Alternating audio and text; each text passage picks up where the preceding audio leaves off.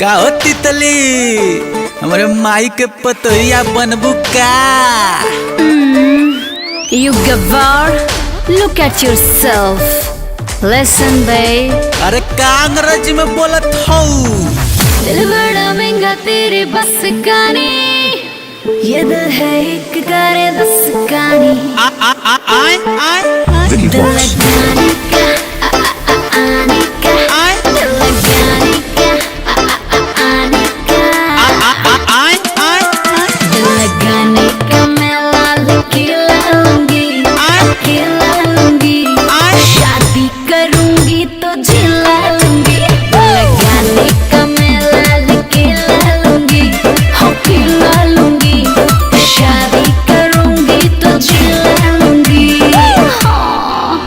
अरे मुझको पटाना तेरे बस का नहीं, ये दिल है एक करे दस का नहीं। तेरा घर बिक जाएगा सड़ेले, अबे हटना तू हट रे हटेले। मैं महंगी हूँ तू है बिकारी, मैंने नौकर रखा वो भी सरकारी। मैं सुपर मसलाती तरकारी, मेरे ख्वाब में जो एक लड़का है, ऐसा वैसा नहीं वो पूरा तड़का है। मुझे करना अफोर्ड बड़ा महंगा, मेरा लहंगा तेरे सैलरी से महंगा।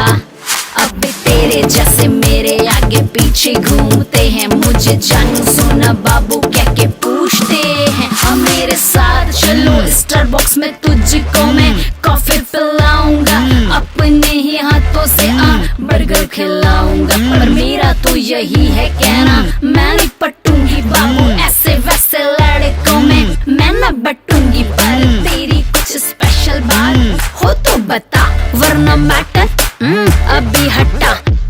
आजा मेरे साथ चल वादा तो कर, रहेगा परमानेंट ऐसा इरादा तो कर। बोल मंजूर है क्या? अरे सब मंजूर बा हो। अरे एक बार तू बोल के तो देखा। अरे जिया